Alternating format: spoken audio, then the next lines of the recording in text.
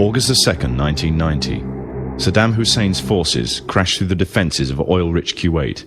In fear of an Iraqi invasion into Saudi Arabia, the United States and her coalition allies poured into the Arabian Peninsula to form a deterrent that would be known as Desert Shield.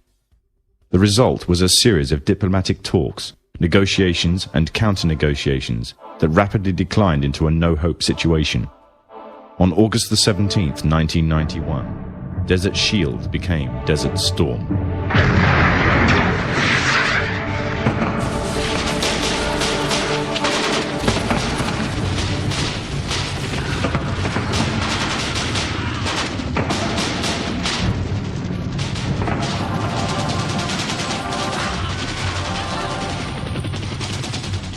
The conflict was witnessed by millions through the eye of CNN and the BBC, showing propaganda of the systematic eradication of Saddam's forces by a coalition far superior in technological, political, and economic power. However, what was little known was that from the outset the war was engineered, controlled, and manipulated by an elite group. A group which had created the illusion of a man with power, at the head of a million-strong army, on the verge of going nuclear. A man who had gained control over 1/5 of the world's oil overnight. However, in reality, he was merely a pawn, in amongst many pawns, just a puppet in a grand master plan, with the Gulf War as a well-orchestrated stepping stone. The orchestrators of the war were by no means strangers to controlling major world events. In fact, they have done so for centuries. From the shadows, they have engineered every major war, revolution, and recession. They control everything you read, everything you hear, and everything you see. They have managed to indoctrinate an entire populace to their way of thinking, and have infiltrated key positions in places of authority. And it is from the shadows that they have created a new political order, a new economic order, and more sinister, a new religious order. Their ultimate aim is total global domination, and they will stop at nothing to reach their goal. The goal that was outlined in a speech given by former President of the United States, George Bush. What is at stake is more than one small country. It is a big idea, a new world order.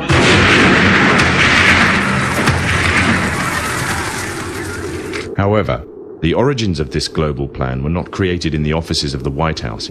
In reality, their roots lay in another war. This time, the year is 1095, and the place, Clermont, France.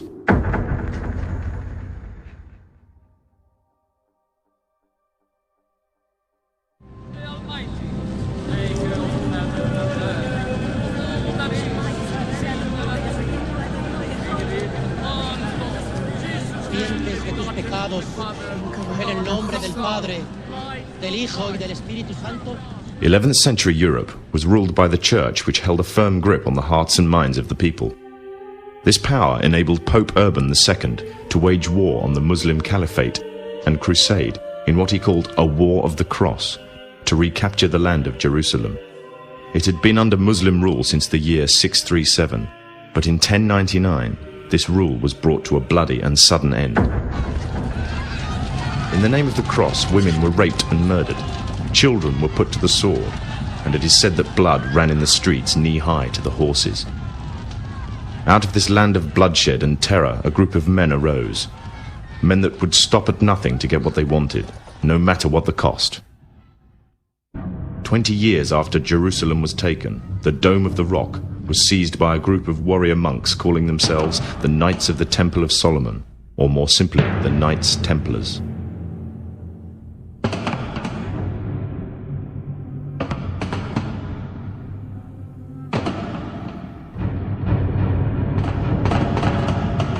In Jerusalem, the Templars began to deviate further and further away from the practices of Christianity. They learnt the secret arts of the Kabbalah, an ancient form of Jewish magic, along with its dark rites and rituals. The Jews had learnt the arts from the pagans of ancient Egypt during the times of enslavement to the Pharaoh, and developed them into Babylon at the time of Nebuchadnezzar. In 1307, King Philippe of France arrested them for charges of denial of Christ, homosexuality, and idol worship, as well as magic. In 1314, Pope Clement V declared all Templars as heretics to Christianity, ordering all their properties to be seized. Their leader, Jacques de Morlaix, was captured and burnt to the stake. The Templars were cornered, and just when it seemed they were finished forever, a glimmer of hope arose from a seemingly certain end. They were to find a safe haven as well as an ally. But not in France. In fact, in a country in a desperate struggle for independence against the English. The country of Scotland.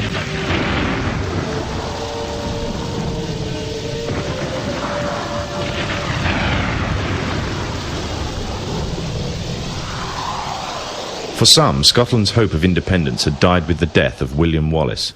However, to the King of Scotland, Robert the Bruce, the arrival of the Templars gave him a new secret weapon.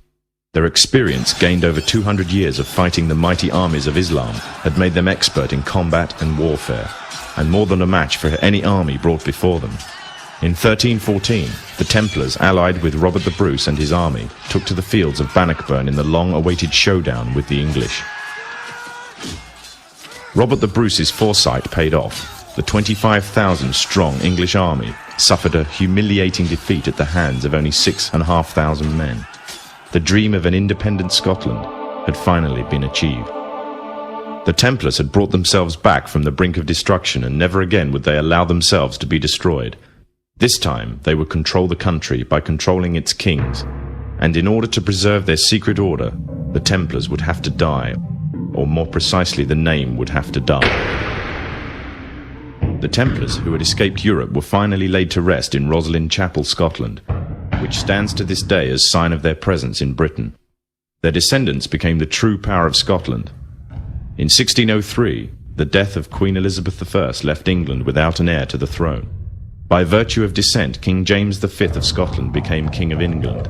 In doing so, Scotland and England joined to form a new kingdom, and the power that the Templars held over Scotland spread to give them a firm grip on the whole of Great Britain. For over 100 years, the Templars concealed their activities, fading into the background until they were little known and little remembered. However, they did not cease to keep a firm grip on Britain. All the time they were planning, regrouping, and infiltrating positions of power in all corners of the kingdom. In 1717, the Templars made their reappearance in Europe. They had grown in both number and strength, and were now ready to coin a new identity, free from their reputation of the past, and given credibility by none other than the monarchy and aristocracy of England. And the name they chose for themselves was a name that would be known by many, but understood by a few. This new name, the Freemasonry. The new identity and the grandeur of its members afforded the Masons with respect and dignity. The first royal member of the Freemasons was Frederick, Prince of Wales. The latest members include Prince Philip, the Duke of Edinburgh, and consort to the current Queen of England, Elizabeth II, who herself is a grand patron to the Masons. However, behind closed doors, the Freemasons were free to indulge in the secret rites and rituals handed down to them by their ancestors, and these became the basis of their levels of membership, called degrees. The Freemasons were not content with power in Britain alone. Their ambitions were far greater. In the years to come, the world would witness Europe and America being plagued by wars and revolutions, each more devastating than the other.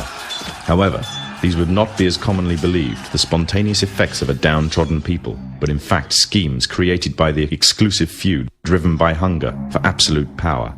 All this would take place from the very country from which they had fled centuries earlier, and would become the base for their global domination.